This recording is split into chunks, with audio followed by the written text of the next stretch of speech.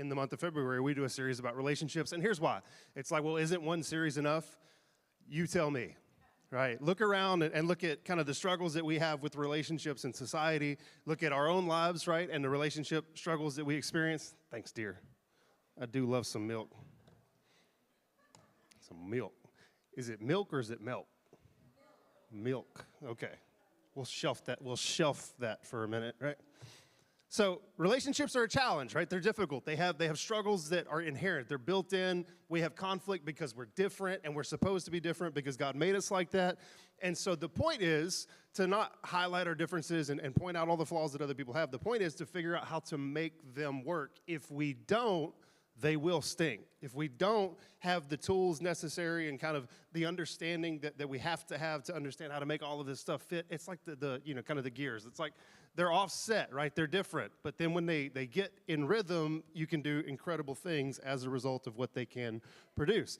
And so we kicked it off last week by looking at what I believe is probably one of the most important components of a healthy relationship, and that is conflict resolution. Conflict resolution. Left that off, right? Like, we're going to fight. We're going to fight. That's just inevitable. Not like knockdown, drag out. You don't have to do all that. But we're going to have differences. We're going to have conflict. You're going to see things in a way that I don't see things, and you're wrong because, the way, obviously, right? Like, we wouldn't be so dogmatic about what we believe if we didn't really believe it. And so the point is not to, again, we don't highlight the differences. We figure out how to work through the differences. And if we're going to fight, let's fight fair. And so we kind of gave some rules of engagement for fighting last week. We have to remember that we're fighting for them, not with them.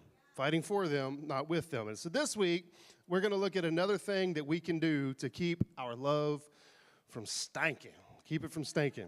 But we got to start with a bit of a setup. And so the first point is, actually the title for today's message is Fuel or Foul. Fuel or Foul. Our first point is this. Let's talk about spoiled milk.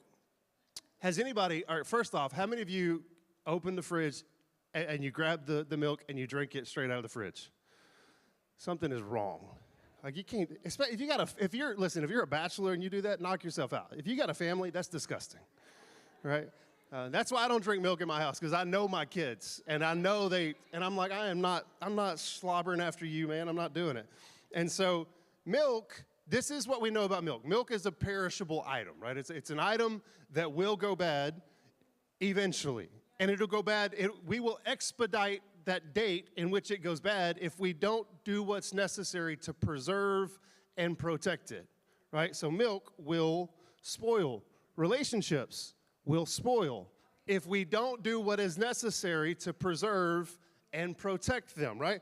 And so I don't want to be all doom and gloom about this, but relationships, they are on the clock the moment they begin, right? They're on the clock. It's like you go to the grocery store, you buy the milk, the clock starts ticking, right? When you take it out of the refrigerator, the clock starts ticking.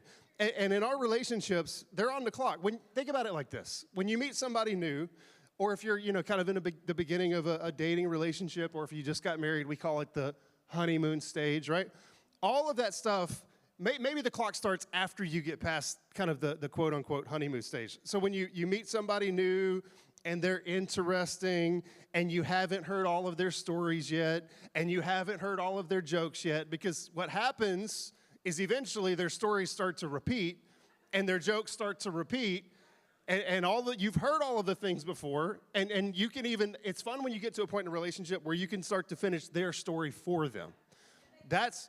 Do it and make it. Shelly adds flavor to my stories, and I just let her do it because she makes it sound so much more interesting than it actually was.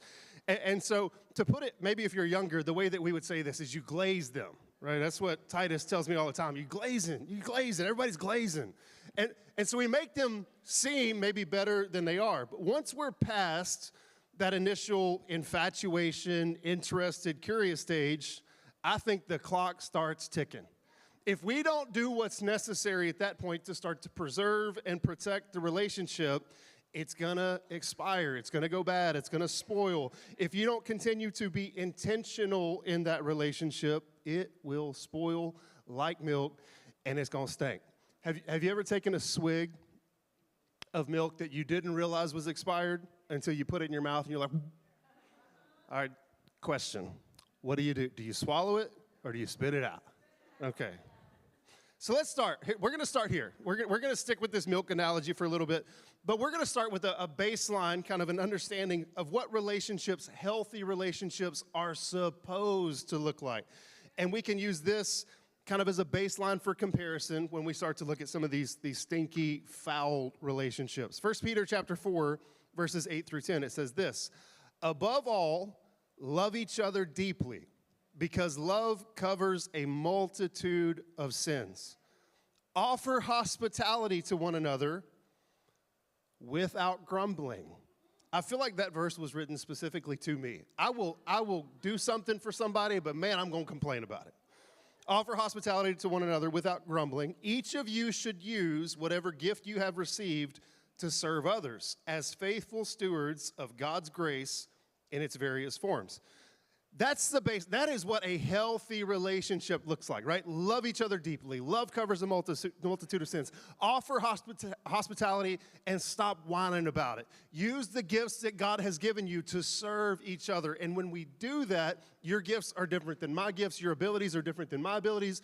But if we're all contributing to the collective, man, what a healthy place to be.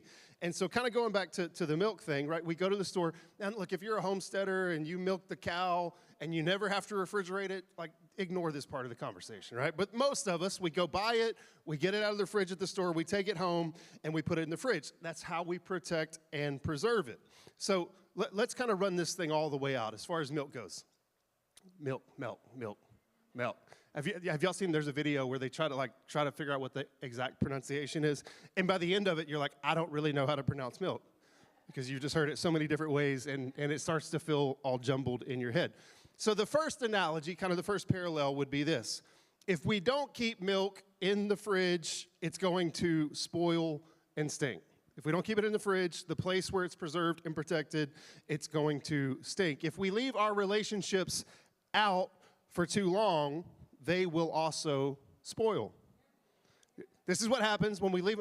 So we've got a almost 2-year-old, and he still wakes up about 3 o'clock every night and wants milk. And so Shelly gets up and gets him milk. I'm just kidding. I get up and get him milk.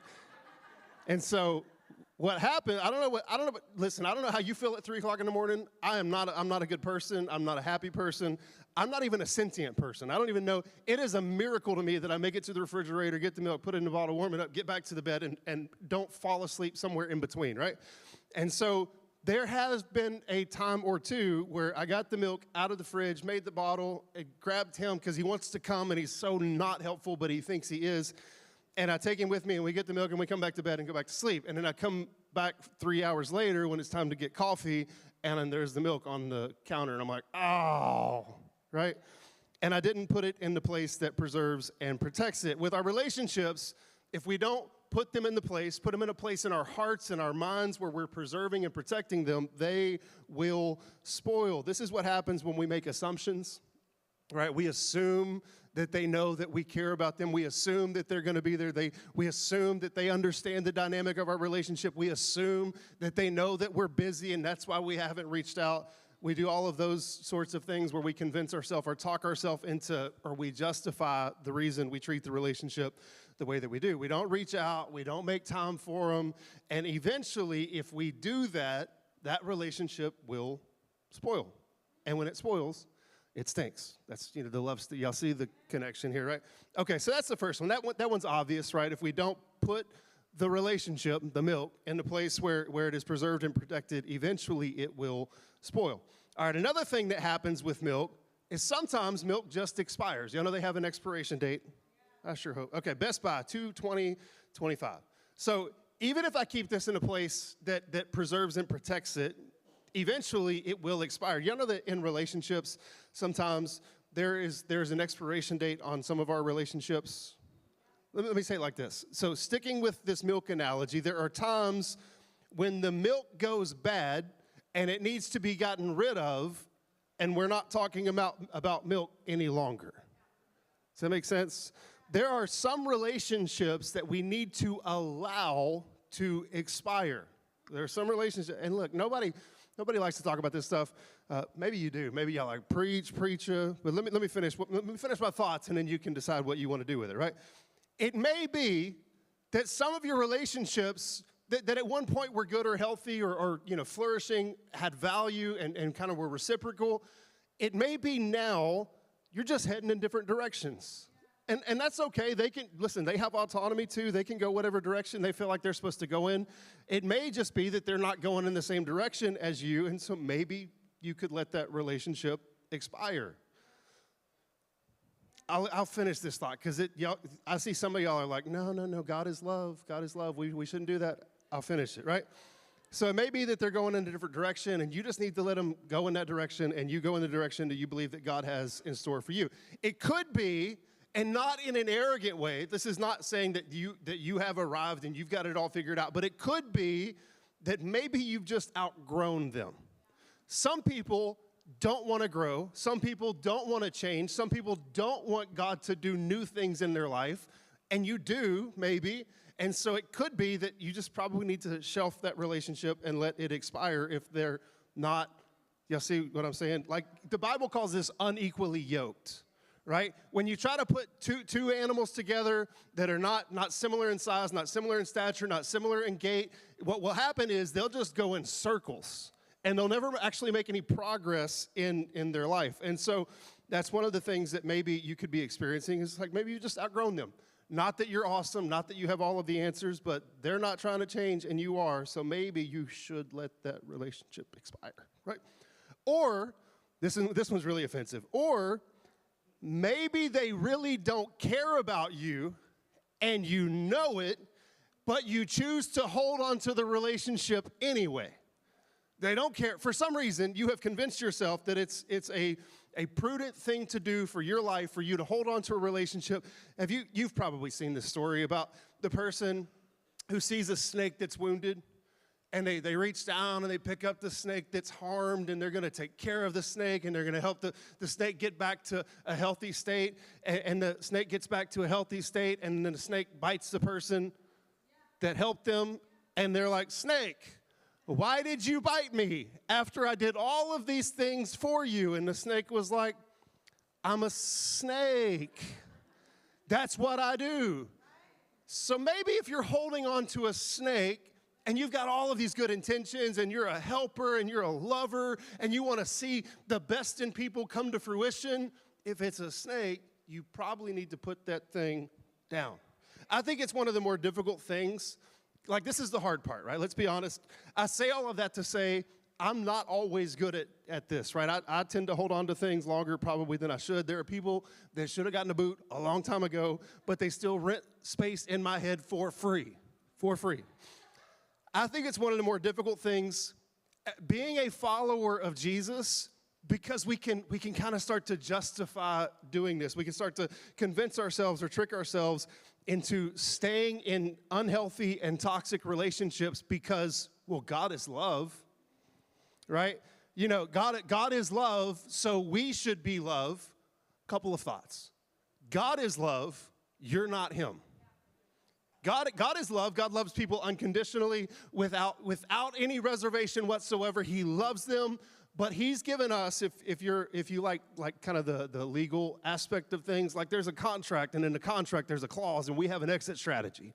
And I love this particular exit strategy. Romans chapter 12, verse 18, it says this: if it is possible, if it sets it up with if it is possible, wouldn't that indicate that it might not be possible?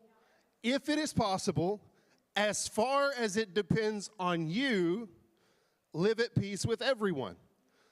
Do you know the way that I've interpreted that, all of kind of, through my experiences, is that there are some people that it is not possible, despite your best effort and you doing all that you can do, for you to live at peace with them. And if that's the case, you just need to let that thing expire, right? It's going to go bad.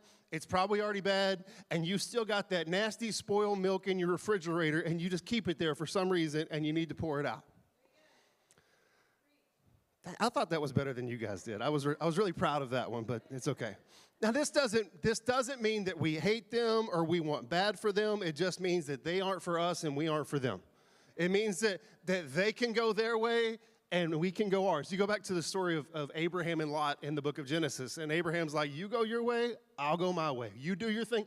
And we can even pray, and we should, for God's best for their life and actually mean it. Like genuinely mean it. We want God's best for their life, but we realize that at this point in time, God's best for our life doesn't include them.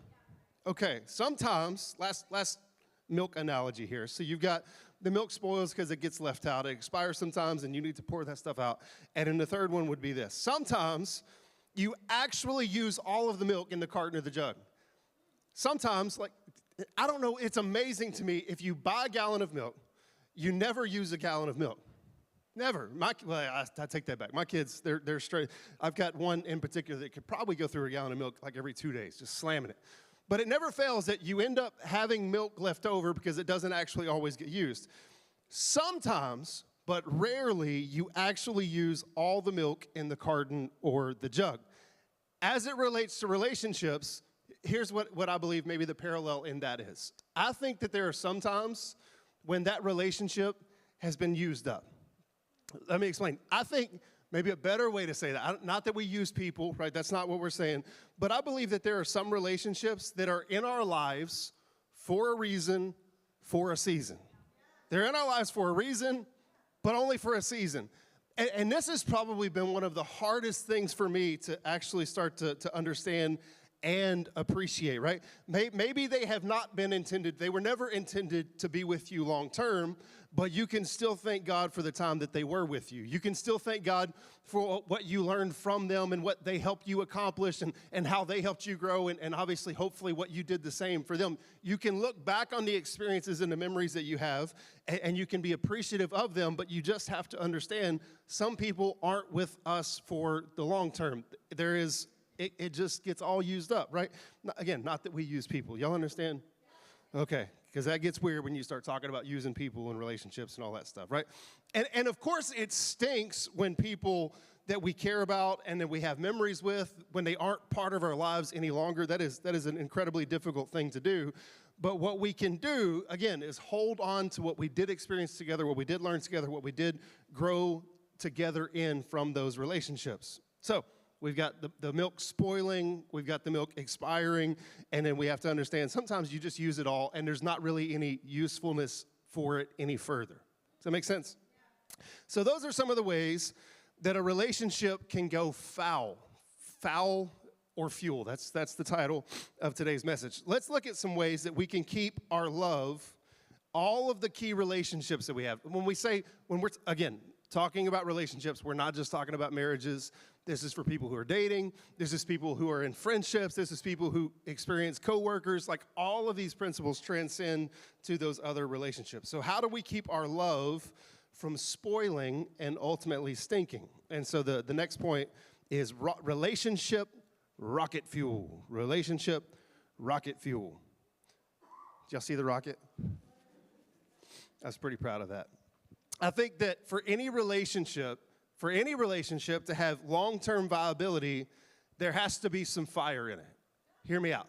Fire, what we generally do as it relates kind of symbolically, fire is passion, right? Now, we're not exclusively referring to intimacy and passion and kind of that romantic way. Think about fire like this. Think about what some of the things that fire offers in terms of, symbolism in a relationship. Fire brings warmth. I could use a little bit more of that. I could probably give a little bit more of that in our relationships. Fire brings light. What does light do? Light illuminates. Light gives us clarity. Light helps us to see things that we wouldn't see otherwise. So we can bring that into our relationship. Fire brings utility. Because of fire, there are so many things that we can do that we couldn't do otherwise. And so in our relationships, it brings utility. You see how important it is to have fire in your relationships. And so Proverbs chapter 26, verse 20 kind of gives us a really easy and healthy way to understand this. It says, where there is no wood, the fire goes out. Now, what's funny about that passage, it's actually specifically referring to gossip. And basically, the modern translation would be, hey, if you'd shut your mouth, the gossip would stop. The modern translation, if you would stop, if you didn't always have to say something about somebody, it's amazing how the gossip just dwindles out like a fire that doesn't have wood. but I believe that this is a principle, again, that transcends. In our relationships, if we don't continually add wood, add fuel to the fire will eventually go out in our relationship. And so we have to look at a few things that we can do to keep adding wood to the fire. I've got just 3 quick thoughts on things that we can do to add fuel to the fire of our relationships. Is that too weird? I mean, we've got a carton of milk or jug of milk sitting up here. It can't get any weirder than that, right? So the first one is this. The first way to add fuel to the fire of our relationships is think investment, not time. Think investment, not time. Although time is a great investment. I mean, time as in like duration. Let me make sense of this. We do this weird thing in relationships where we substitute time for quality. Just because somebody has been in your life for 30 years doesn't mean you have a good relationship with that person, right? And sometimes we substitute the fact that we've known somebody for a really long time and we allow that to replace depth in our relationship. We assume that just because, well, I've known them for 5 years, 10 years, 15 years, whatever the case may be, then it's not necessary for me to invest in that relationship, to pursue depth in that relationship. And what happens is we unintentionally start to take them for granted, right? We unintentionally start to take them for granted.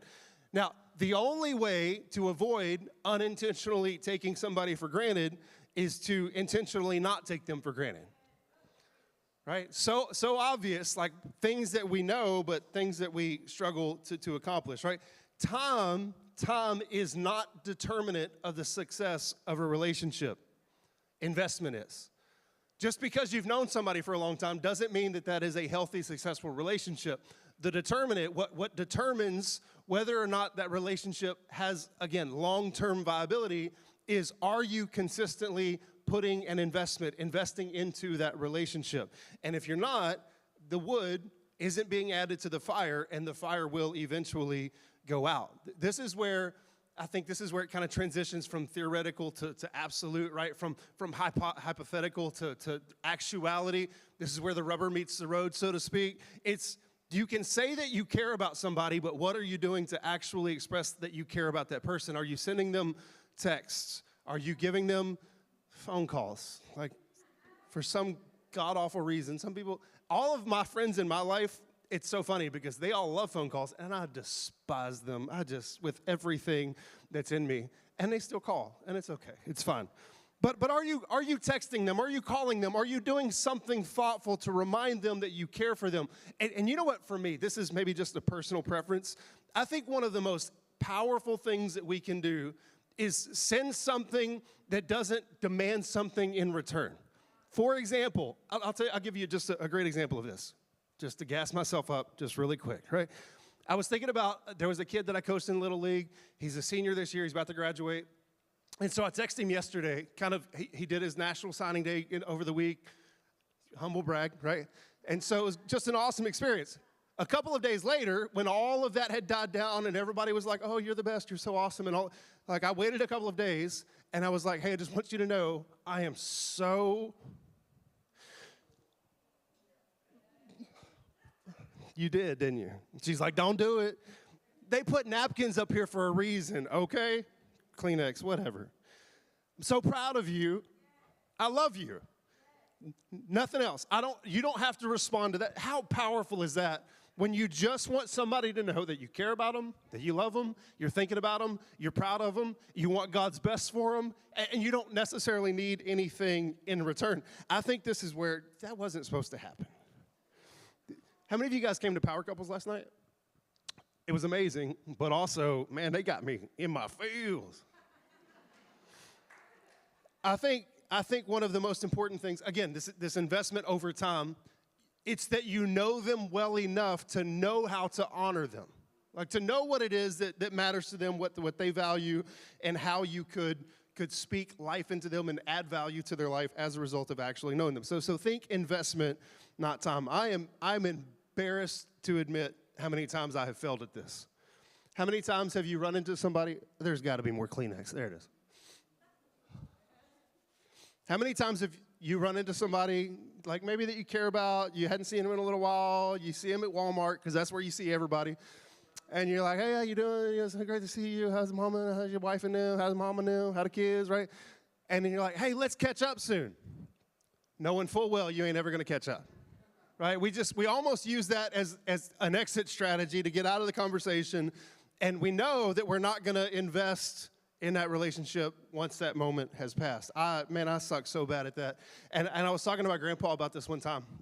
And I was just kind of venting. I wasn't looking for advice. He didn't see it like that. And I was just telling him, I was like, man, it's crazy that people are so flaky. And, it's just hard to find people that you kind of, gel with and jive with and friendships and all that stuff. And he's like, yeah. That's when you know it's coming, right? He's like, yeah. And I'm like, oh, crap, what did I do? He's like, yeah, to have good friends, you got to be a good friend. Papa, shut up. Papa, hush. Dropping that old school wisdom, right? And it's so true. It's investment. It's not time. It's investment, not time. That's the first one. That's one of the things that we can do to add fuel to the fire of our relationships. The next one is this. Expressed gratitude. Expressed gratitude, not just this cute little feeling that you got in your heart for somebody, but when you fail to allow that to materialize into words or an expression that is tangible, I don't believe that it's ever actually gratitude. Or at best, it's selfish gratitude because it makes you feel better, but the person that you have gratitude for doesn't know that you feel better.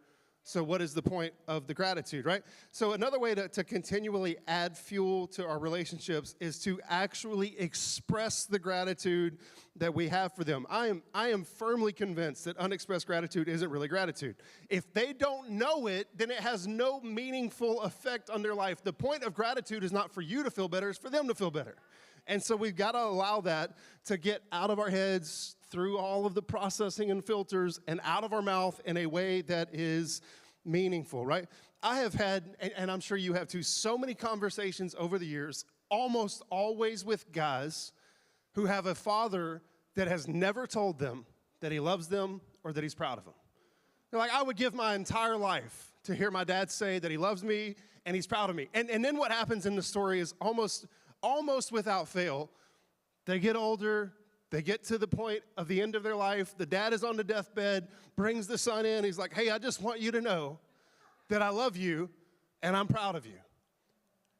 I have some word. Why do you want to wait so long? Why would you wait until the very end to let somebody know that you love them, that you're proud of them? Why would you wait so long to express the gratitude that you have for them? Man, I think we should be extreme and sincere in this. I've made it somewhat of a personal mission, and this has probably it's fun.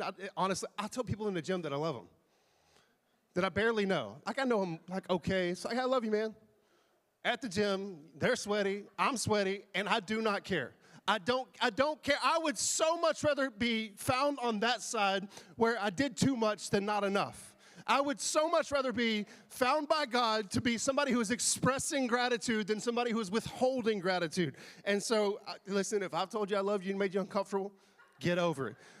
And I think, and maybe even, and obviously this is case by case and situation by situation, but that's one of the things that I have seen probably the most fruit from is just telling people I'm proud of them. And you can mean that. Like, it doesn't mean that they had to do the most amazing thing in the entire world. If they're doing something right, find the thing that they're doing right and tell them, let them know how proud of them that you are. Express our gratitude for each other. Don't be weird about it. Okay, I guess you know or you don't know what that means, right?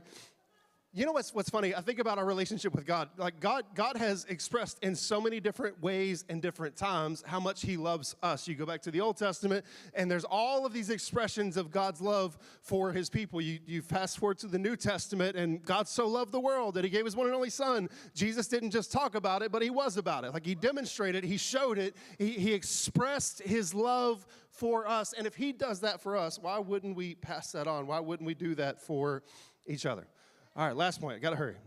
Last thing we can do to add fuel to our relationship fire is premeditated commitment. Premeditated commitment. This is the last thing that we can do, that we're going to look at, that we can do. What if we decided ahead of time that we were committed to each other? What if we decided, you know what it feels like to me sometimes, I tend to be a bit cynical, skeptical, sus, right? However you want to say it. What I'm seeing a lot of times is it feels like people are just waiting for people to fail, right? They're just watching and waiting for them to fail, maybe so that they can point it out and, ridicule and mock and shame. Maybe it's because they're so broken, they want other people to fall so that they feel better about themselves. I think a better approach to relationships is that I know that you're going to fail. I know that you're going to fall. But it says in the book of Ecclesiastes that two are better than one, because if one falls down, the other is there to pick them back up. And if y'all coming, you better come strong, right? What I think happens so often, maybe in culture and even in the church, man, I've seen this in the church. People fall, and we just kind of stand around and look at them. I look at you now. What if? You know what Jesus did? You remember the story? Jesus and you had the woman caught in the act of adultery. That was probably a pretty scandalous situation, and Jesus stooped down.